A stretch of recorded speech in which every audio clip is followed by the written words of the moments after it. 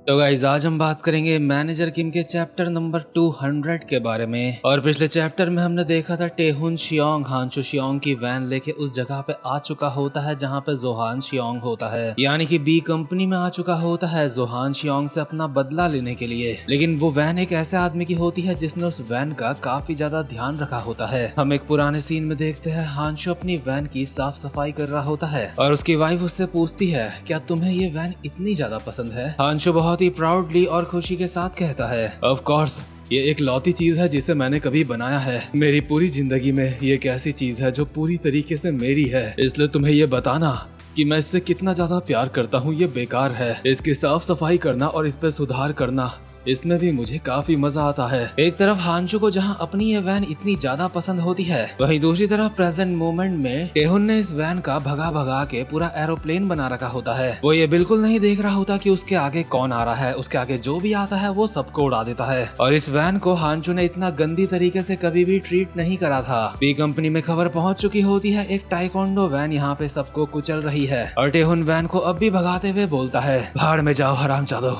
आखिर वो हरामजादा जोहान शियोंग कहाँ है। बी कंपनी का हेड ऑफ स्ट्रेटजी भी देख रहा होता है कि ये सारा का सारा मामला आखिर है क्या। इतने में ज़ॉम्बी वाइट उसके पीछे से आके उसको पकड़ के पीछे की तरफ बहुत ही बुरी तरीके से पटक देता है। हेड ऑफ स्ट्रेटजी की हालत खराब हो चुकी होती है और ज़ॉम्बी वाइट कहता है मुझे नहीं लगता ये हमला मुझे मारने के लिए काफी था, लगता है चीजें यहाँ पे बदलना शुरू हो चुकी हैं। अभी पूरी बी कंपनी में हल्ला सा मच चुका होता है कि यहाँ पे एक टाइकोंडो वैन घुस चुकी है। ऑब्वियसली बोंग योंगो तक भी ये खबर पहुंच चुकी होती है और इसको सुन के वो कहता है अरे यार अब ये अचानक से टाइकोंडो वैन यहाँ पे कहाँ से आ गई, आखिर ये साला सब कुछ चल क्या रहा है। लेकिन दूसरी तरफ कॉल पे होती है बी कंपनी की प्रोजेक्ट मैनेजर जिसका नाम है पार्क जिन म्योंग और ये वोंडो ली के साथ बहुत ही पुराने समय से है। ये औरत बोंग योंगो को कहती है मैनेजर बोंग ये मैं बोल रही हूँ, सिचुएशन मुझे अभी अच्छी नहीं लग रही है। ये बात तुम्हें भी अब तक समझ आ चुकी होगी है ना। हाँ मैं समझ चुका हूँ, लेकिन बॉस को इस बारे में पता चल चुका है क्या। नहीं मेरी उनसे बात नहीं हो पा रही है। लगता है उस आदमी का नाम सुन के वो दोबारा से काफी एक्साइटेड हो चुके हैं। वो बोल रहे थे वो इस श्रापित रिश्ते को हमेशा के लिए खत्म कर देंगे खुद। अरे यार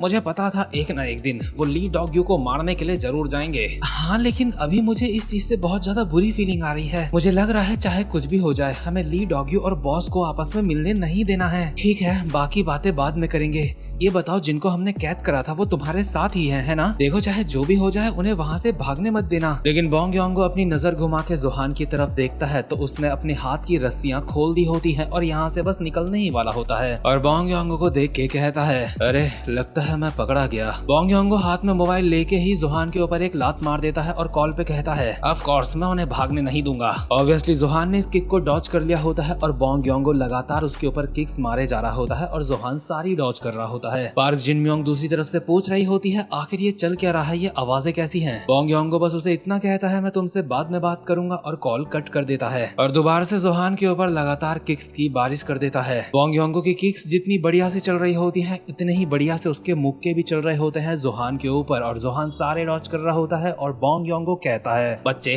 मैंने कहा था ना अपनी जगह से हिलना नहीं है, मुझे अपनी बातें बार बार दोहराना बिल्कुल भी पसंद नहीं है। बोंग योंगो एक खतरनाक सा पंच मारता है जोहान के ऊपर, लेकिन जोहान इसको डॉज करके कहता है तेरी रिएक्शन स्पीड काफी ज्यादा स्लो है। जोहान के ये कहते ही उसके एक खतरनाक सी लात पड़ती है और छाती में एक पंच और लास्ट में एक लात मार के योंगोस को फेंक देता है और कहता है लगता है तुझे अपनी आंखों का इलाज करवाना चाहिए, भले ही तू एक जीनियस है लेकिन अभी तू पूरा नहीं हुआ है। जोहान के जैसे ही लात पड़ती है तो वो यून शियोन के ऊपर जाके गिरता है, हालांकि यून शियोन वहाँ से साइड हो जाता है और बोंग योंगो इन दोनों की तरफ चलता हुआ आ रहा होता है और कहता है यून शियोन और जोहान शियोंग माफ करना लेकिन मुझे अब तुम दोनों की एक एक उंगली काटनी होगी। भले ही मैं ऐसा इंसान नहीं हूँ जो बच्चों के साथ कुछ ऐसा करे, लेकिन अभी मुझे ये करना ही होगा। लेकिन इतने में ही इस जगह पे दीवार तोड़ती हुई हांसो की वैन घुस जाती है और टेहुन उससे उतरते हुए कहता है शेह वो दिन भर इसे ठीक करते रहते हैं लेकिन ये वैन काफी ज्यादा मजबूत और टिकाऊ है। तो जोहान शियोंग तू यहाँ पे छुपा है हाँ कुत्ते के बच्चे,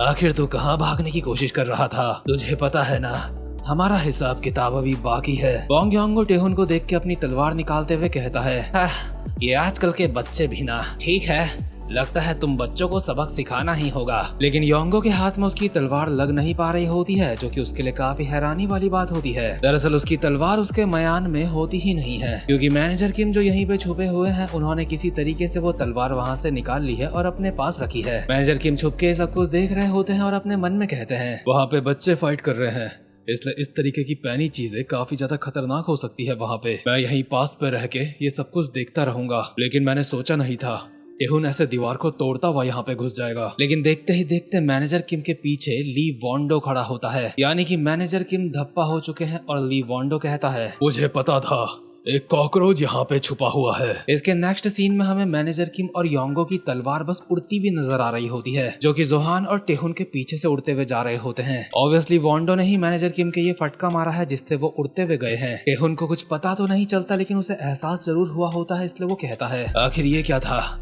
अभी अभी कुछ उड़ता हुआ गया है। इतने में ही बोंग योंगो टेहुन के ऊपर हमला कर देता है काफी सारे पंचेस के साथ। टेहुन के काफी सारे मुक्के बजाने के बाद योंगो उसके एक लात मार के उसको फेंक देता है और कहता है, बच्चों तुम्हारा ध्यान यहाँ पे होना चाहिए, तुम लोग अब भी मैच्योर नहीं हुए हो, लेकिन मैं तुम दोनों को ये जरूर सिखाऊंगा कि तुम कैसी जगह पे फंस चुके हो। और योंगो अचानक से ही जोहान के सामने आके उसके भी काफी सारे पंचेस बजा देता है। हालांकि जोहान ने अपने दोनों हाथों से उन्हें ब्लॉक कर लिया होता है, बट फोर्स की वजह से पीछे हो जाता है। लेकिन टेहुन के ऊपर क्योंकि सरप्राइज अटैक हुआ था, इसलिए वो ब्लॉक नहीं कर पाया था। योंगो दोबारा से इन दोनों को कहता है, पछताने के लिए अब तुम दोनों के लिए काफी ज्यादा देर हो चुकी है। दूसरी तरफ वॉन्डो मैनेजर किम की तरफ चलता हुआ आता है और कहता है, ओए तू भी व्हाइट टाइगर जॉब सेंटर से है, मैंने सही कहा ना? अगर ऐसी बात है तो मैं तेरे सामने एक प्रपोजल रखना चाहता हूँ, मैं तुझे जिंदा छोड़ दूंगा अगर तू ली डॉक्यू को कॉल करके यहाँ पे बुलाता है। लेकिन मैनेजर किम ने अब तक इसके चारों ओर अपनी सिल्वर वायर्स बिछा दी होती है और कहते हैं, माफ करना लेकिन मुझे डर है, ये चीज नामुमकिन है, ये मेरा काम है इस चीज को सुनिश्चित करना कि डायरेक्टर यहाँ पे कभी ना आए। अगर तुम्हें उन्हें कुछ कहना है तो तुम मुझे कह सकते हो, मैं उन्हें जाके बता दूंगा। लेकिन ली वॉन्डो इन खतरनाक सिल्वर वायर्स को अपने हाथ से ही पकड़ के तोड़ देता है। भले ही उसके हाथ से खून निकल रहा होता है, लेकिन फिर भी इन सिल्वर वायर्स को ऐसे तोड़ देना कोई बच्चों का खेल नहीं है, बल्कि आज तक मैनेजर किम की वायर्स को किसी ने भी इस तरीके से कभी नहीं तोड़ा है। और देखो मुझे लगता है यहाँ पे मानवा वालों को चीजों में थोड़ी सी क्लियरिफिकेशन देनी चाहिए थी, जो उन्होंने नहीं दी, इसलिए मैं आपको देता हूँ। जिस तरीके से वॉन्डो ने अभी सिल्वर वायर्स को तोड़ दिया है, उससे तो ऐसा लग रहा है जैसे सिल्वर वायर्स की कोई औकात ही नहीं है, लेकिन ये बात सच नहीं है। हालांकि इसमें कोई डाउट नहीं कि वॉन्डो के पास इतनी ताकत है कि वो सिल्वर वायर्स को तोड़ सकता है। हालांकि ऐसा करने के लिए किसी इंसान को अपना हाथ थोड़ा कटवाना पड़ेगा, इसलिए कोई ऐसा करा नहीं आज तक। बट एक और बात ऐसी है जो पूरी मैनेजर किम मानवा में मैंने नोटिस करी है, मैनेजर किम हमेशा अपनी सिल्वर वायर्स को बस बिछा देते हैं, किसी के भी ऊपर उससे हमला नहीं करते, बस वो बिछा देते हैं ताकि जो दुश्मन है वो हिल ना पाए। लेकिन मैनेजर किम ने सिर्फ एक बार एक सिचुएशन में उस सिल्वर वायर से हमला करा था अंडरवर्ल्ड के किंग के ऊपर। दरअसल मैनेजर किम जानलेवा हमले तब तक नहीं करते जब तक बात बहुत ज्यादा सीरियस ना आ जाए, जब तक बात मतलब जिंदगी और मौत की ना हो जाए। और आप लोगों को पता ही है किंग कितना ज्यादा खतरनाक था, और जब मैनेजर किम ने उसके ऊपर इससे हमला करा था तो उसकी टांग काट दी थी। बट यहाँ पे मानवा वालों ने सिल्वर वायर्स को ऐसे दिखा दिया जैसे बच्चों का कोई खिलौना होगा। तो खैर मानवा वालों की इसमें कोई गलती नहीं है, कुछ चीजें हमें खुद समझनी होती है। अभी वॉन्डो इन वायर्स को अपने हाथ से ही तोड़ते हुए कहता है,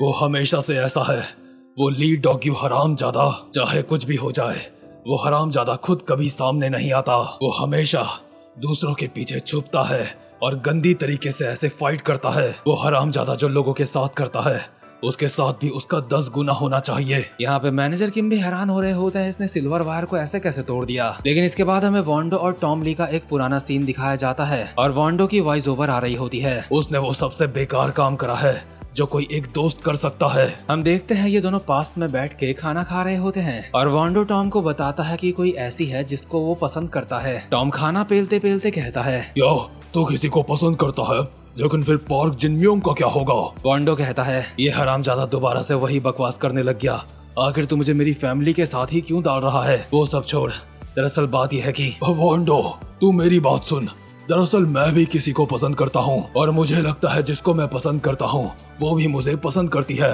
लेकिन शायद से वो बहुत ज्यादा शर्मीली है या फिर कुछ और बात है, इसलिए वो बोलती नहीं है। हाँ, ऐसा कैसे हो सकता है?